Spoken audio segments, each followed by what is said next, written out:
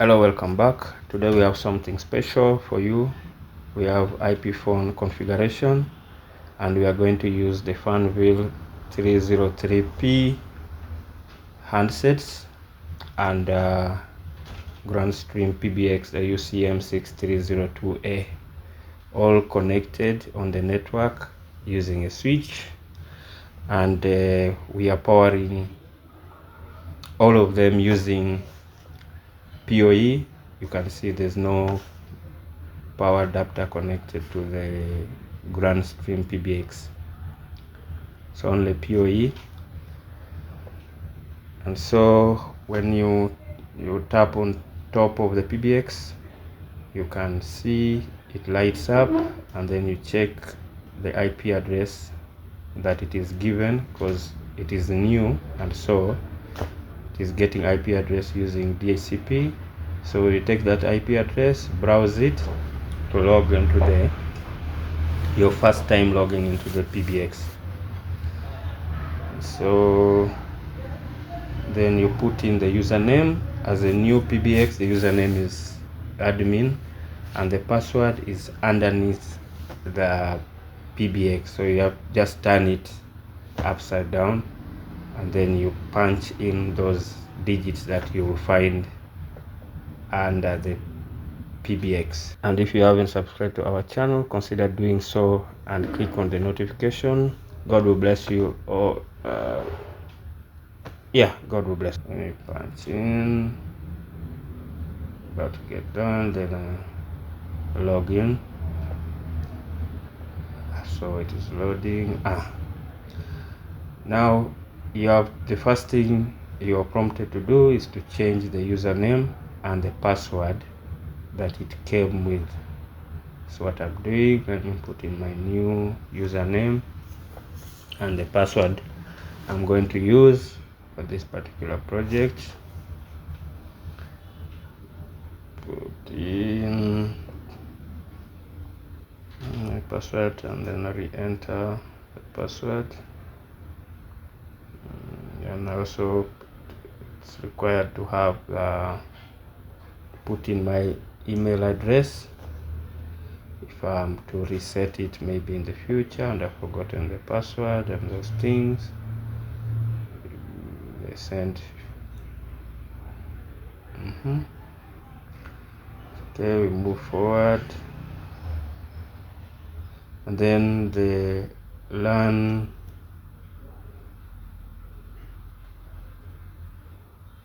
you have to change this to static, because it is using DHCP, but because I'm going to use the PBX also as a server for the IP phones, the handsets, it is recommended to use static IP address that is static.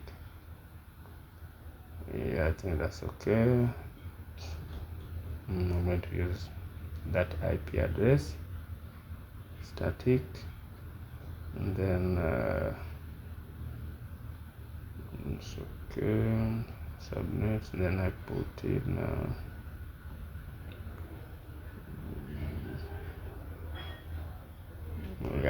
put in the gateway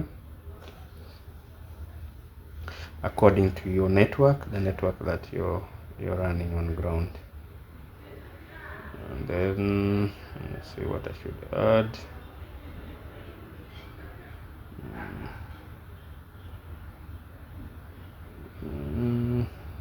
What I should add. Let me put in the DNS to help with internet navigation.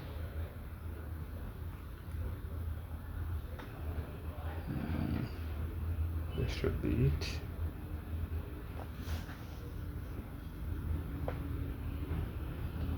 Let me save this. Network is configured. Then I have to configure the time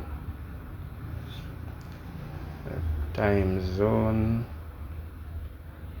Go back up. I'm in East Africa, so look for Kampala, Africa. Time zone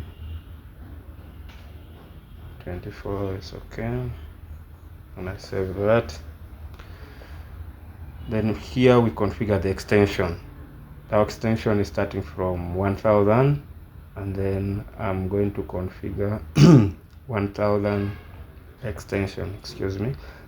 And then I'll use, this is a SIP password that I'll use. I don't want it to use random, so let me put in a password which is identical to the password that I've given the PBX so that I don't forget it.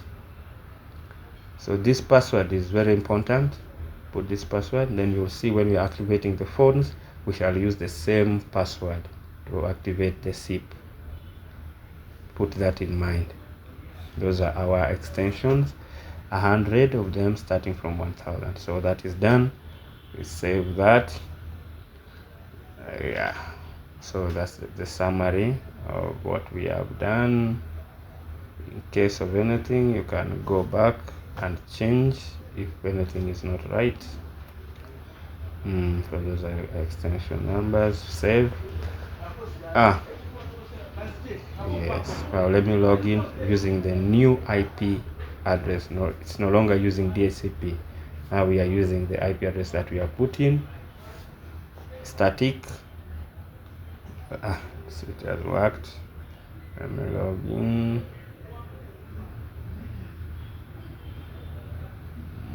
Yeah, let me put in the password, also the new password. Everything is now new. I'm now in control. That's our new password.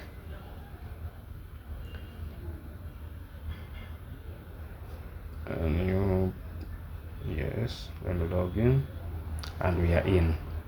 So at this point, I'm done with my initial configuration of the PBX for this particular use, for intercom calling inside the office. Okay, the extension is done, passwords are done. I have my IP addresses put in properly, static. So those are my extension, the extension numbers we configured the other side, 1000, 1001, 2, like that going forward. I want to check more. Yeah, I think it is clean, that's fine. So at this point the PBX is configured. So now here is our handsets, which still are being powered using PoE from the switch. That's the cable. You put it in the LAN port of the handset. It's a fanvil phone x303p. That's how it looks like. That's powered. Yes. So all these are powered using on the network using PoE, power over Ethernet. So this is how you check because still they are getting IP address using DHCP to reduce on the amount of time. You just go to menu and then you go to status, as you can see, press OK. Then DHCP will show you the IP address that this particular handset received from the router which is on the network. So we punch that IP address, we browse it so that we can configure the handset now, the phone. Then do that, put in the password and username, admin. That's what it comes with. Usually I don't change them. So we go and configure the line. You can see I'm using the extension number for everything because I don't know which office this particular handset will go to, but if I knew, I would put the name of the office and also the name of the person who is going to use it. So here you activate so here you put in the password, the other SIP activation password that we put inside the PBX, and then you put for the server, SIP server, you put the password of the IP address rather of the of the PBX, and tada, it is registered.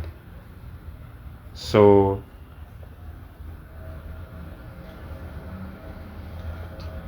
it is okay.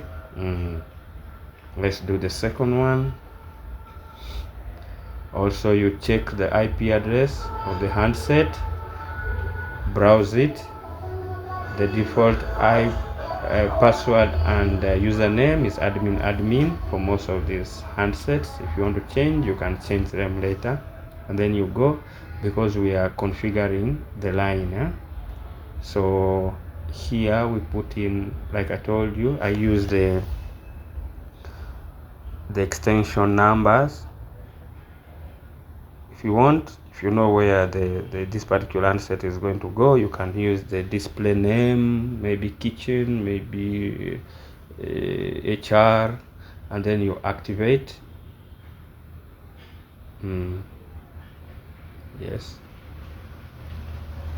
put that in, then here you activate, and then you put in the, if you have that also you can type in. Then this is the password that I put for activating the SIP inside the PBX, which I told you I don't want it to be random.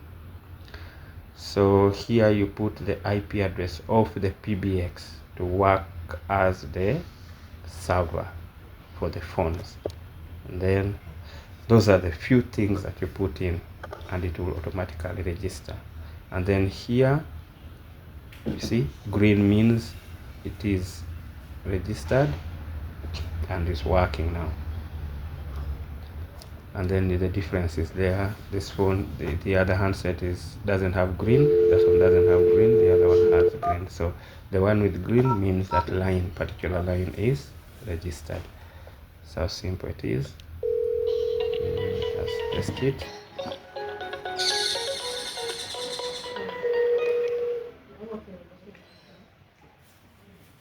Hello. Hello.